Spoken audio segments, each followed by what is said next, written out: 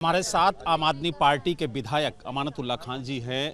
जिस तरीके से एक धार्मिक स्थल के आसपास अतिक्रमण हटाने गई टीम पर पथराव हुआ और ये भी कहा गया कि कुछ लोगों की शय पर ये पूरा घटनाक्रम हुआ है।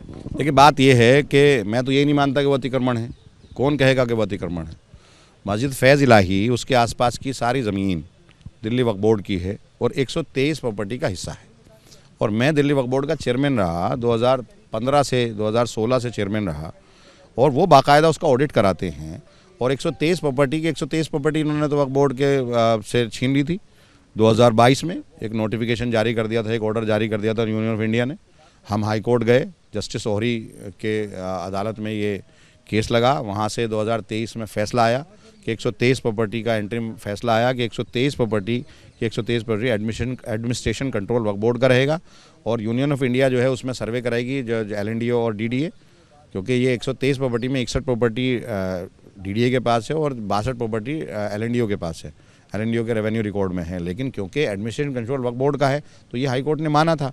और 123 प्रॉपर्टी में एंट्री ऑर्डर था और इनको ये कहा था कि आप सर्वे में कोई भी पोजीशन है उसको चेंज नहीं करेंगे। लेकिन ये तो 2023 से पहले का बना हुआ है ना, और वक्फ की लैंड में बना हुआ है। वक्फ ने तो आज तक ऑब्जेक्शन किया नहीं कि हमारी लैंड में जो है इंक्रोचमेंट हो गया। तो आप कैसे कैसे कर रहे हो? और वक्फ जब अगर ये इंक्रोचमेंट था, इलीगल था, तो फिर ऑडिट क्यों करा रहे थे ये लोग? वक्फ 7% क्यों जमा कर रहा था इनसे पैसा? 2023 तक ऑडिट कराया। मैंने पूछा, कल भी पूछा कमेटी से, मेरे टाइम में भी था, मैंने भी इनको चिट्ठियां लिखी थी कि भाई आपका जो बैलेंस पैसा है जमा करो, ऑडिट कराओ। तो वहाँ से अगर बारात घर चल रही थी तो वो लीगल थी, और वहाँ अगर कोई वो चल रहा था डायलिसिस सेंटर तो वो लीगल था। आप इलीगल बता करके मस्जिद के आसपास के सारे एरिया को तोड़ दो और फिर कहो कि हमने तो इंक्रोचमेंट हटाया। आप कौन होते हो? यानी आपका कहना है कि जो कार्रवाई की गई है वो गलत है, अतिक्रमण नहीं था वहाँ पे। अतिक्रमण कैसे था? अगर अतिक्रमण था तो वक्फ का था ना। वक्फ ऑडिट क्यों करा रहा था? वक्फ पैसे क्यों जमा कर रहा था? ये चेक करते ना। सूद साहब चेक करा लें, इन्हीं के पास तो है, ये तो सरकार में है, ये चेक करा लें, फैक्ट सामने आ जाएगा। अगर मैं झूठ बोल रहा हूँ, जो ये कहें वो हारूंगा। अगर ये ऑडिट नहीं कराते, 7% जमा नहीं किया हो उन्होंने 2023 तक, और बाकायदा कमेटी वक्फ की ना बनी हुई हो, वक्फ का मैनेजमेंट काम ना करता हो, और 123 प्रॉपर्टी का हिस्सा फैज़ इलाही ना हो, तो जो कहें वो हार जाऊंगा। नहीं तो ये आए सामने। लेकिन आशीष सूद तो ये कह रहे हैं कि जो जमीन है वो सरकारी है और उस पर अतिक्रमण हुआ था। अतिक्रमण को हटाने जब टीम गई तो उन पे पथराव हुआ, 5 पुलिसकर्मी घायल हो गए। सरकारी से मुराद क्या है? वक्फ सरकारी नहीं है। वक्फ को कंट्रोल कौन करता है? सरकार नहीं करती है। वक्फ बोर्ड को, वक्फ की ज़मीन है ना, इनके पास एक विभाग है वक्फ बोर्ड, जिसमें आजकल इन्हीं का वो बैठा हुआ है, जो डिविजनल कमिश्नर है, वो उसको चेयरमैन है, हेड है वो। जब इनका, तो वो उससे पूछ लो ना कि ये जो ज़मीन है, ये जो ऑडिट होता है वक्फ में, हुआ या नहीं हुआ। उनके पास तो है ना ऑडिट की रिपोर्ट, ले लो ना। मैं तो कह रहा हूँ 2023 में जब ये एंट्री ऑर्डर आ गया जस्टिस ओहरी का 123 प्रॉपर्टी पे, तो उसके बाद तो ये नहीं बना। इंक्रोचमेंट अगर होता तो सड़क पर होता ना, वो तो वक्फ की लैंड में है ना। वक्फ की लैंड में एक बारात घर चल रहा था, डायलिसिस सेंटर चल रहा था।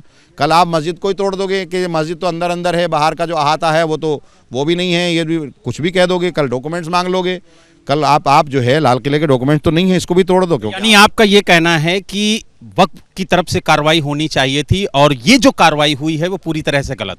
कल कोई भी एक आदमी खड़े होकर के कहे कि ये ईदगाह गलत है एक वो जो जिसने कंप्लेन लगाई है, जो हाई कोर्ट गया है, वो किसी भी ईदगाह को इलीगल बताता है, किसी की मस्जिद को इलीगल बताता है, किसी भी कब्रिस्तान को इलीगल बताता है। अरे ये काम तो सरकार का देखने का ना, वक्फ का देखने का ना। अगर इलीगल था तो वक्फ ऑडिट क्यों करा रहा था? वक्फ ऑडिट ना करने के साथ साथ कहता या वक्फ जाता ना, वक्फ का एडमिनिस्ट्रेटर जाता।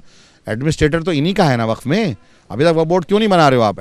पथराव को आप जायज मानते हैं? मैंने कब कहा जायज़? मैंने तो बात ही नहीं की। जब आप रात के अंधेरे में जाओगे वो जायज़ है।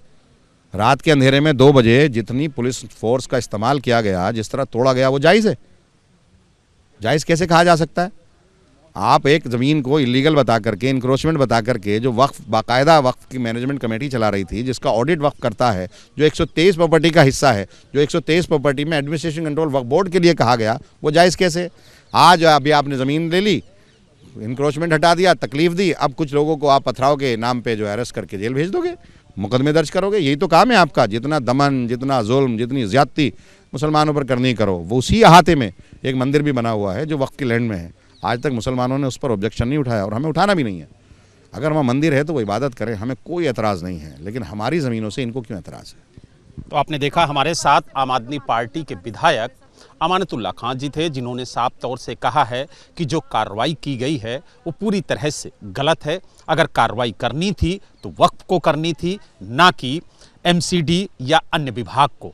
और उन्होंने ये भी कहा कि जितनी जुल्म और ज्यादती करनी है कर लो, लेकिन जो कार्रवाई हुई है वो पूरी तरह से गलत है। दिल्ली से वीडियो जर्नलिस्ट संजीव कुमार के साथ बलराम पांडे, एबीपी न्यूज।